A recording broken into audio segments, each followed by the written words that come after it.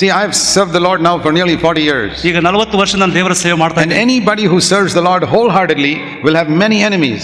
ಮನಪೂರ್ವಕವಾಗಿ ಸೇವೆ ಮಾಡುವಾಗ ಬಹಳಷ್ಟು ವೈರಿಗಳಾಗ್ತಾರೆ. Jesus had many enemies. ಯೇಸು ಸ್ವಾಮಿ ಬಹಳಷ್ಟು Wanted to kill him. ಅವನನ್ನು ಕೊಲ್ಲಬೇಕಂತ ಆಸೆ. Paul had many enemies. ಅವನಿಗೆ ಎಷ್ಟೋ ವೈರಿಗಳಿದ್ರು. ಪೌಲನು ಸಹ ವೈರಿಗಳಿದ್ರು. Anyone who serves the Lord has many enemies. ಯಾರು ಸೇವೆ ಮಾಡ್ಲಿಕ್ಕೆ ಇಷ್ಟಪಡ್ತಾರೆ ಮನಪೂರ್ವಕವಾಗಿ ಅವರಿಗೆ ವೈರಿಗಳು ಖಂಡಿತ. Particularly if he wants to please God. ದೇವರನ್ನು ಮೆಚ್ಚಿಸಬೇಕಂತ ಇಷ್ಟಪಡುವಾಗ. See, the kings in Israel never wanted to kill the false prophets. They only wanted to kill the true prophets.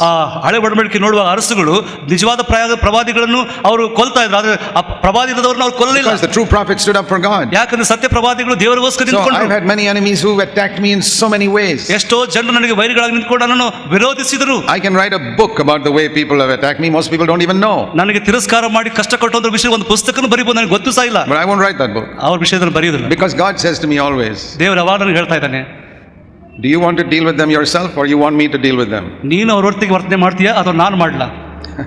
I say, Lord, you deal with them. ದೇವರು ನೀನು ನೋಡ್ಕೋ ದೇವರು. I will not do anything. ನಾನು ಏನು ಮಾಡೋಲ್ಲ ದೇವರು. I will only pray for them. ನಾನು ಅವ್ರಿಗೋಸ್ಕರ ಪ್ರಾರ್ಥಿಸ್ತೇನೆ. You deal with them. ನೀನು ನೋಡ್ಕೋ ದೇವರೇ. And I tell you, I have seen again and again God deals with them. ನಾನು ನೋಡಿದ್ದೀನಿ ತಿರುಗಿ ದೇವರು ಅವ್ರು ನೋಡ್ಕೊತಾ ಇದ್ದಾರೆ. I have seen that for 40 years. 40 ವರ್ಷದಲ್ಲಿ ನೋಡಿದ್ದೇನೆ. I have seen it in the Bible. ದೇವರ ವಾಕ್ಯದಲ್ಲಿ ನೋಡಿದ್ದೇನೆ. When Cain killed Abel, God dealt with Cain. Abel could do nothing. ಕೇನು ಹೇಬೆಲ್ಗೆ ವಿರೋಧ ಮಾಡೋ ದೇವರು ನೋಡ್ಕೊಂಡು. Abel could do nothing, he was dead. ಹೇಬೆಲ್ ಏನು ಮಾಡ್ಲಿಕ್ಕೆ ಆಗಿಲ್ಲ. But God said, I won't spare this man. ನಾನು ಈಗ ಇದನ್ನು ಬಿಡುವುದಿಲ್ಲ ಎಂಬುದಾಗಿ ದೇವರು ಹೇಳಿದನು. When Pharaoh troubled the Israelites, ನಾವು ನೋಡ್ತೀವಿ ಫರೋಹನು ಇಸ್ರಾಯೇಲ್ ಜನರಿಗೆ ವಿರೋಧ ಮಾಡುವಾಗ God said, I'll deal with Pharaoh. ಫರೋಹನಿಗೆ ನಾನು ನೋಡ್ಕೋತೇನೆ. He's always been like that. ಆ ರೀತಿಯಾಗಿ ದೇವರು ಇದನ್ನು ಎಂಬುದಾಗಿ ನೋಡ್ತಾ ಇದ್ದೇವೆ. When the Jews killed Jesus, ನಾವು ನೋಡ್ತೇವೆ ಯಹೂದರನ್ನು ಜನರು ಕೊಲ್ಲುವಾಗ, even though when the Jews killed Jesus, Yesu Swami ಯಹೂದರು ಕೊಲ್ಲುವಾಗ, even though Jesus forgave them, ಯೇಸು ಸ್ವಾಮಿ ಅವನು ಕ್ಷಮಿಸಿದ್ರು ಸಹ God in heaven didn't forgive them. ಪರಲೋಕದ ದೇವರು ಅವನು ಕ್ಷಮಿಸಲಿಲ್ಲ.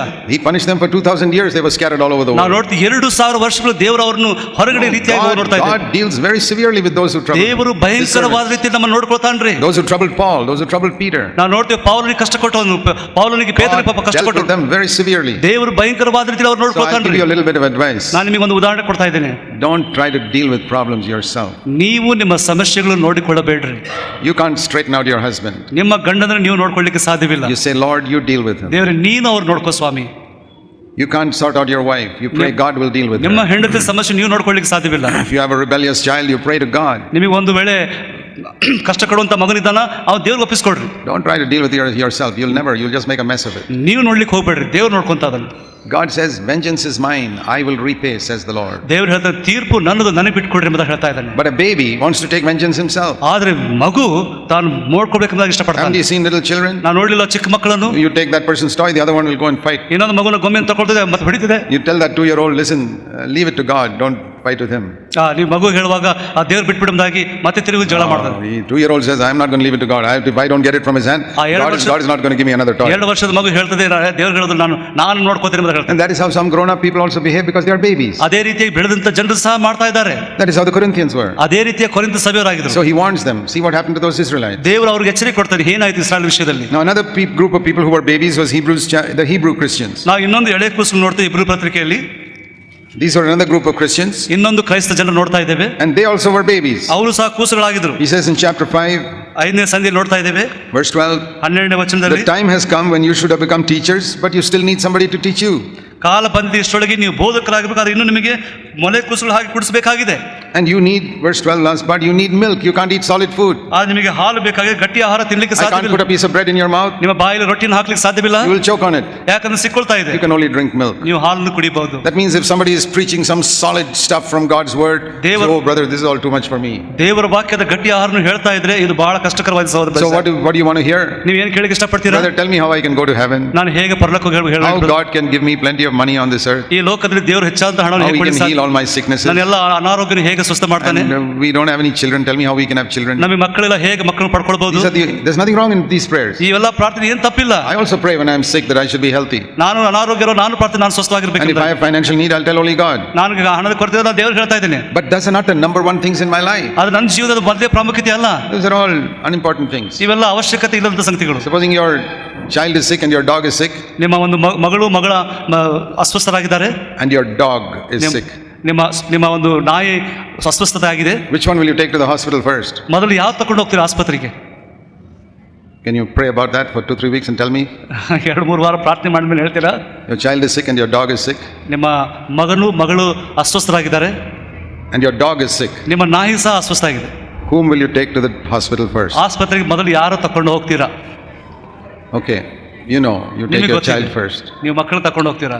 Now the meaning of that parable is, ಆ ಒಂದು ಉದಾಹರಣೆ ಏನ್ ನೋಡ್ತಾ ಇದ್ದೀವಿ ಅಂದ್ರೆ, your soul is sick and your body is sick, which will you deal with first? ನಾವು ನೋಡ್ತೇವೆ ನಮ್ಮ ಶರೀರ ಅನಾರೋಗ್ಯ ಇದೆ, ನನ್ನ ಆತ್ಮ ಸಹ ಅನಾರೋಗ್ಯವಾಗಿದೆ. Which will you deal with first? ಮೊದಲು ಯಾವ್ದು ನೋಡ್ಕೊತೀವಿ ನಾವು? ನಮ್ಮ ಪ್ರಾಣವನ್ನು, ನಮ್ಮ ರೋಗ, ನಮ್ಮ ದೇಹವನ್ನು. You see, we all know the right answer. ನಮ್ಮೆಲ್ಲರಿಗೂ ಗೊತ್ತಿದೆ ಆ ಉತ್ತರ.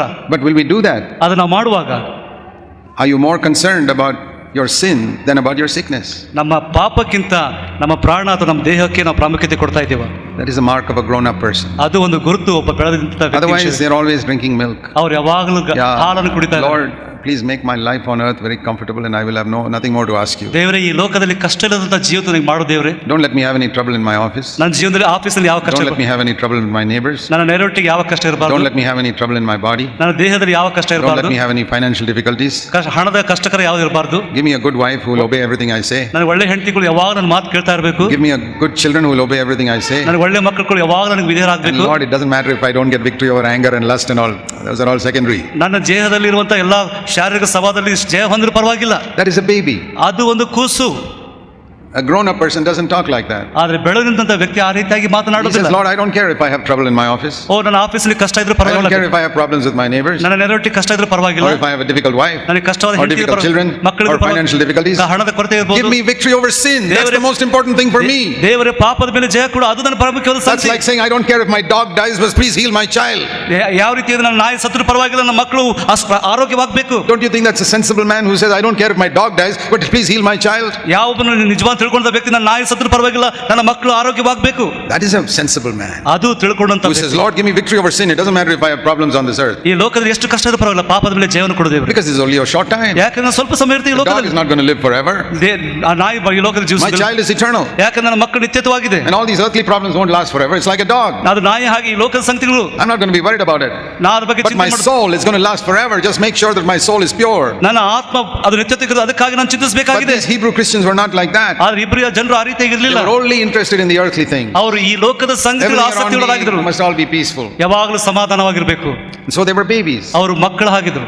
And so to them also the same warning is given. ಅವರಿಗೂ ಸಹ ಈ ಎಚ್ಚರಿಕೆ ಕೊಡಲ್ಪಟ್ಟಿದೆ. In chapter 3 verse 16. 3:16 He says, who are the ones who provoked God? Those who came out of Egypt. ಯಾರು ದೇವರಿಗೆ ಕಷ್ಟವನ್ನು ಕೊಟ್ಟರು, ಐಗುಪ್ತ ದೇಶ ಬಿಟ್ಟವರಲ್ಲವೋ. And those who he was angry with them for 40 years. Verse ಅವರ 17. ವಿಷಯದಲ್ಲಿ ದೇವರು 40 ವರ್ಷ They all ಕಿಷ್ಟುಕೊಂಡನು. died in the wilderness. ಅವರು ಅಡವಿಯಲ್ಲಿ ಸತ್ತರೆಂಬುದನ್ನು ನೋಡ್ತಾ ಇದ್ದೇವೆ. So the same warning is given to another set of babies in Hebrews. ನಾವು ನೋಡ್ತೀವಿ ಅದೇ ರೀತಿಯಂತ ಎಚ್ಚರಿಕೆಯನ್ನು ದೇವರು ಕೊಡೋದು ನೋಡ್ತಾ ಇದ್ದೇವೆ. And the third time that warning comes ಈ ಮೂರನೇ ಸಾರಿ ನೋಡ್ತಾ ಎಚ್ಚರಿಕೆ. is another set of babies in the book ಇನ್ನೊಂದು of Jude. ರೀತಿಯಾದ ಜನರು In the book of Jude. ಯೂದನ ಪತ್ರಿಕೆ. In the book of Jude, he says, actually, he says in verse 3, I wanted to write to you all about our salvation. ನಾನು ನಿಮಗೆ ನಮ್ಮ ರಕ್ಷಣೆ ಬಗ್ಗೆ ಮಾತನಾಡಬೇಕೆಂಬುದಾಗಿ ಇಷ್ಟಪಡ್ತಾ ಇದ್ದೇನೆ. That was my real desire. ಅದು ನನ್ನ ನಿಜವಾದ That ಆಶೆ. means Jude wanted to write a letter like Romans explaining the gospel. ಅವನು ಯಾವ ರೀತಿಯಾಗಿ ರೋಮಾಪುರ ಪತ್ರಿಕೆ ನೋಡಿದ್ಯೋ ಆ ರೀತಿಯಾಗಿ ಬರಬೇಕೆಂಬುದಾಗಿ ಇಷ್ಟಪಟ್ಟೆನು. But he said, ಆದ್ರೆ ಹೇಳ್ತಾ ಇದ್ದಾನೆ, when I see your condition, ನಿಮ್ಮ ಒಂದು ಪರಿಸ್ಥಿತಿ ನೋಡುವಾಗ, how you are giving up this faith, ಯಾವ ರೀತಿಯಾಗಿ ನಿಮ್ಮ ನಂಬಿಕೆಯನ್ನು and you are ಬಿಟ್ಟುಕೊಡ್ತಾ not ಇದ್ದೀರಿ. standing up for the faith which is given to the saints. ಈ ಒಂದು ನಿಜವಾದ ಜನರಿಗೆ ನಂಬಿಕೆ ಕೊಡಬೇಕಾಗಿತ್ತು. What is the faith which is given to the saints? ಎಂತ ಒಂದು ನಂಬಿಕೆ ಸಂತರಿಗೆ The ಕೊಡಬೇಕಾಗಿತ್ತು. faith to overcome sin. ಪಾಪವನ್ನು And he ಜಯಿಸುವುದಕ್ಕೋಸ್ಕರ. says, you are not fighting earnestly for that faith which is given to the saints. Verse 3. ಸಂತರಿಗೆ ಕೊಟ್ಟಂತ ಇಂತ ಒಂದು ನಂಬಿಕೆಗೋಸ್ಕರ ನೀವು ಹೋರಾಡ್ತಾ ಇಲ್ಲ. You've given up that. ಅದನ್ನು ಬಿಟ್ಕೊಟ್ಟಿದ್ದೀರಾ. And now you're having faith for money and property and houses and cars and all that type of stuff. ಈಗ ನಿಮ್ಗೆ ಎಂತ ನಂಬಿಕೆ ಇದೆ? ಮನೆ ನಂಬೇಕು, ನಾವು ಮನೆ ಕಟ್ಟಬೇಕು, ಕಾರ್ ತಗೋಬೇಕು, ಬೇರೆ ಬೇರೆ ವಿಷಯದ ನಂಬಿಕೆ ಇದೆ. What has happened to the faith which Jesus gave? Yesu Swami Which ಕೊಟ್ಟ the apostles gave? ಅಪೊಸ್ತಲರು ಕೊಟ್ಟ ನಂಬಿಕೆ To live an ಏನಾಯ್ತು? overcoming life. ಆ ಜಯಭರಿತ ಜೀವಿಸೋದಕ್ಕಾಗಿ You've given up that faith. ಅಂತ ನಂಬಿಕೆಯನ್ನು ಬಿಟ್ಕೊಟ್ಟಿದ್ದೇವೆ. Then I have to write about that. ಅದಕ್ಕಾಗಿ ನಾನು And he says, I ಬರೀಬೇಕಾಗಿ want to give you a warning. ನಾನು ನಿಮಗೆ ಎಚ್ಚರಿಕೆ ಕೊಡ್ತಾ ಇದ್ದೇನೆ. Remember in verse 5, after saving people from Egypt, the Lord destroyed them. ನಾವು ನೋಡ್ತೇವೆ, ದೇವರು ಐಗುಪ್ತ ದೇಶದಿಂದ ಅವನು ತಗೊಂಡು ಅವರನ್ನು ನಾಶ ಮಾಡಿದನು. Why did he destroy them? ಯಾಕೆ ಅವರು ನಾಶ Because ಮಾಡಿದನು? they are sought after earthly things, all like you all are interested in. ಅವರ ಜೀವನದಲ್ಲಿ ಯಾವಾಗಲೂ ಈ ಲೋಕದ ಸಂಗತಿಗೋಸ್ಕರ ಹೋರಾಟ ಮಾಡಿದ್ರು ಅವರು. So 3 times in the Bible that warning is given to those who remain babies. ಕೂಸುಗಳಾಗಿದ್ದ ಜನರ ವಿಷಯದಲ್ಲಿ 3 ಸಾರಿ ದೇವರು ಎಚ್ಚರಿಕೆ ಕೊಡೋದು ನೋಡ್ತಾ ಇದ್ದಾರೆ. That don't think because I was saved by the blood of the lamb and I'm baptized I'm all right. ನಾನು ದೇವರ ರಕ್ತದ ಮೂಲಕವಾಗಿ ನಾನು ಕ್ಷಮಾಪಣೆ ಹೊಂದಿಕೊಂಡು ನಾನು ರಕ್ಷಣೆ ತಕೊಂಡು ಕೂಡ ನಾನು ನಿರಂತರವಾಗಿರ್ತೀನಿ ಅನ್ಕೊಳ್ಬೇಡಿ. ಪವಿತ್ರಾತ್ಮ ಹೊಂದಿದಕ್ಕೋಸ್ಕರ. He says those people from Egypt had all that.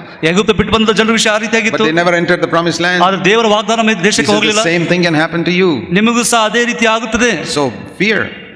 ಭಯಪಡ್ರಿ. Fear lest you also miss this promise. ಈ ಒಂದು ಸ್ಥಳವನ್ನು ಕಳ್ಕೊಳ್ಳೋಬಹುದು, ಅದಕ್ಕಾಗಿ ಭಯಪಡ್ರಿ.